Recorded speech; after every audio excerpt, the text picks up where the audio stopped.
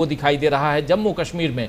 लेकिन दूसरी तरफ हरियाणा में अगर देखा जाए तो हरियाणा में 50 सीटें बीजेपी की और 35 सीटें कांग्रेस पार्टी की और 5 सीटें अदर्स के खाते में जाती हुई। और यहाँ पर जो 50 सीटें हैं, ये 50 सीटें तीसरे टर्म में आखिर तीसरी बार अगर कहा जाए सत्ता की हैट्रिक पर अब बैठने जा रही है, काबिज होने जा रही है बीजेपी। तो ये कैसे होने जा रही है और ये हरियाणा की जनता को ये जरूर समझना चाहिए, सोचना चाहिए। जितने भी एग्जिट पोल थे सब कैसे खारिज हो गए, ये भी बड़ा सवाल है। हम मतलब तमाम एग्जिट पोल खारिज हो गए और एक तरफा जो कांग्रेस की जीत बता रहे थे, अब एक तरफा बीजेपी की जीत यहां हो रही है। और अभी भी जब हम देख रहे हैं तो मात्र 34 सीटों के समीर जी, मात्र 34 सीटों के रिजल्ट घोषित हुए हैं 34 सीटों के चुनाव आयोग के जरिए, और बाकी 56 सीट्स के अभी रिजल्ट बाकी हैं। और ये एक अभी भी चौंकाने वाली बात है, क्योंकि प्रशांत टंडन जी वही बात कह रहे थे कि लगभग 4 बजने को है और छोटा सा राज्य दिल्ली के बगल में चुनाव आयोग के मुख्यालय से अगर कंट्रोल करना चाहे चुनाव आयोग तो कर सकता है। इतना नज़दीक का राज्य है ये हरियाणा। और उसके लिए, और जबकि कश्मीर में लगभग पूरे हो गए हैं रिजल्ट, लगभग कश्मीर में पूरे हो गए हैं। और इधर आप देख लीजिए कि अभी भी 34 सीटों, मात्र 34 सीटों के रिजल्ट घोषित हुए हैं और बाकी का हाल आप देख रहे हैं। क्या कहेंगे इस पे समीर जी? इस पर कहना क्या है इस पर, और ऐसा भी नहीं कि किसी को पता नहीं है। ये इसमें ना तो वेबसाइट, वही वेबसाइट काम कर रही है, जम्मू कश्मीर के चुनाव परिणाम फटाफट अपडेट हो रहे हैं। हरियाणा में पता नहीं क्या, आप जैसे कह रहे हैं कि इतनी देर में तो अगर सूचना अपडेशन की देनी हो तो जाकर दी जा सकती है। सड़क मार्ग से जाए और पहुंचा दे कि हाँ अब इतना हो गया है, आंकड़े इतने हो गए हैं, वहाँ से लाकर। कुल मिलाकर ये बहुत जो एक गंभीर मुद्दा है कि इलेक्शन कमीशन पर इस तरह के सवाल सीधे तौर पर उठ रहे हैं कि वो सत्तारूढ़ पार्टी के लिए क्या क्या कर सकता है और क्यों कर रहा है। ये बात बहुत समझ से परे है कि ऐसा क्यों है। अब इस मामले में क्यों नहीं उस पर सवाल उठेंगे, आखिर क्या वजह है कि अपडेट नहीं हो रहा है। और अपडेट ही नहीं हो रहा है, जो अब ग्राउंड से भी जो अपडेशन होना चाहिए वो भी नहीं हो रहा है। तो इसके पीछे केवल और केवल संदेह, लोग चाहे जो जिस तरह की आशंकाएं जताई जाए, चाहे वो मैनिपुलेशन कर रहा हो, चाहे कुछ भी कर रहा हो, क्योंकि अगर आपने मौका दिया है तो लोग सवाल उठाएंगे ही, और आप उसका कोई जवाब भी नहीं दे रहे हैं। तो इन सारी चीज़ों को लेकर और धीरे धीरे जिस तरह से अब एक एक दो दो सीट का अब देना शुरू किया है, और जो प्रशांत जी कह रहे थे कि इस जब शेयर मार्केट के बंद होने के बाद हो सकता है तेज़ी से आए, हो सकता है अब कुछ तेज़ी से आए, लेकिन अभी तक ऐसी तेज़ी दिखाई नहीं पड़ रही है। 21 थी शायद कुछ देर पहले, आधे घंटे पहले, और अब 34 आप बता रहे हैं। तो ये सारी चीज़ें जो है वो सीधे तौर पर चुनाव आयोग जैसी संवैधानिक संस्था को बिल्कुल एक तरह से कह लीजिए कि महत्वहीन करने वाली बातें हैं। अब चूँकि चुनाव का सिस्टम है, चुनाव उसी संस्था को कराना है, क्योंकि योजना आयोग तो है नहीं कि बदल कर उसका नाम कुछ रख दिया जाएगा, ये तो संवैधानिक संस्था है। लेकिन उस पर इतने सवाल उठते रहेंगे तो सबसे ज़्यादा जो एक स्वस्थ लोकतांत्रिक प्रक्रिया यहाँ पर है और लोकतांत्रिक व्यवस्था है, बहुत बड़ा सवाल उस पर उठ रहा है कि यहाँ मतदाताओं ने कहाँ वोट दिया उनको पता ही नहीं। जैसा कि कई बार हम लोगों ने देखा है कि जाकर ग्राउंड पे, ख़ास तौर पर उत्तर प्रदेश के विधानसभा चुनाव में लोग कहें कि वोट तो हम दे रहे हैं लेकिन जीत ही नहीं रहा है हमारा प्रत्याशी, तो हम क्या करें।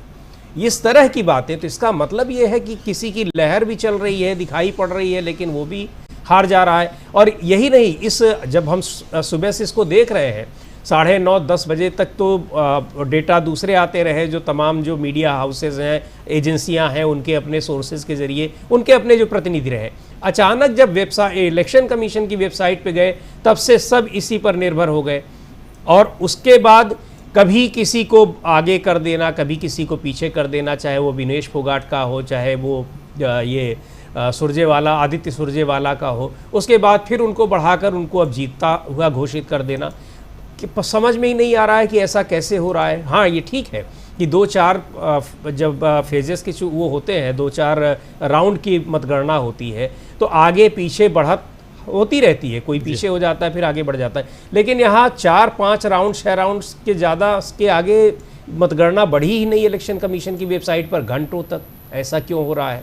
बहुत सारे सवाल हैं और इसका परिणाम चाहे जो कुछ आए, लेकिन इलेक्शन कमीशन के ऊपर एक बड़ा धब्बा ये हरियाणा का चुनाव, केवल ये घटना, चाहे अब मैं कह रहा हूं कि पलटकर फिर एग्जिट पोल्स वाली स्थिति आ जाए, कांग्रेस पार्टी को ही जीतता हुआ दिखा दिया जाए, लेकिन ये 5 घंटे 4 घंटे जो परिणामों को और जो अपडेशन को होल्ड पर किए रखा है, ये उसके ऊपर बहुत बड़ा सवाल है और हमेशा उसके ऊपर एक धब्बे की तरह रहेगा।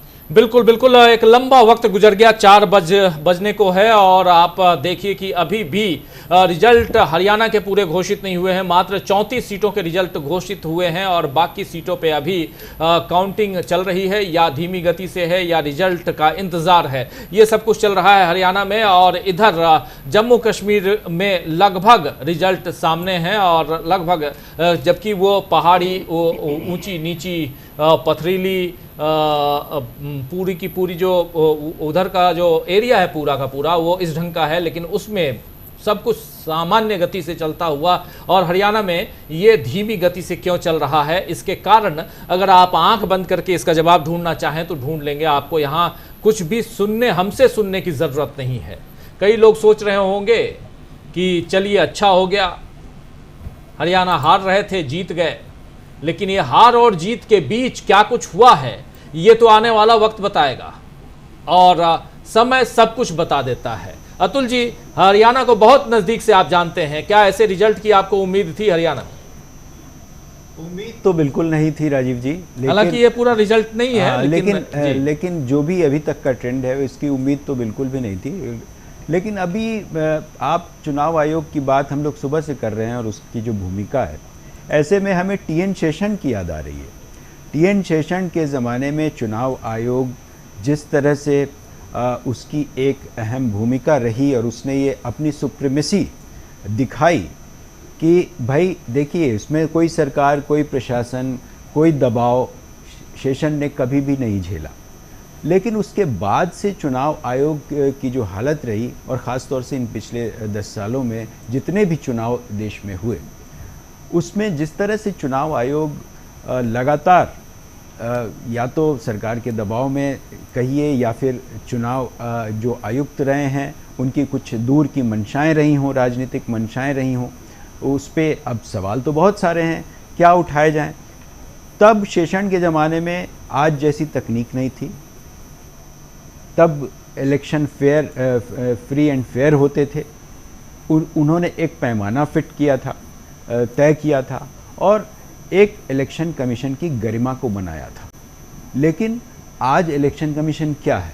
एक सत्ताधारी पार्टी का एक टूल बन के रह गया है, या फिर इसको ये मान के चलिए कि जिस तरह से तमाम संवैधानिक संस्थाओं पर सरकार ने कब्ज़ा जमाया या अपने इशारे पे नचाने की जो कोशिश चल रही है लगातार, अब इस पे सीधे सीधे आरोप तो बहुत लगते रहे हैं, लेकिन पूरे जो बॉडी लैंग्वेज की बात कीजिए अगर अपने चुनाव आयुक्तों की, जब वो प्रेस कॉन्फ्रेंस करते हैं तो उनका जो बॉडी लैंग्वेज होता है और जो जिस कॉन्फिडेंस के साथ वो आते हैं सामने और कहते हैं कि भाई चुनाव जो हैं, और जैसे आज ही जो आया कि बीजेपी की बढ़त उन्होंने दिखाना शुरू की अचानक से, क्योंकि कांग्रेस की बढ़त लगातार थी शुरुआती दौर में 2 घंटे के बाद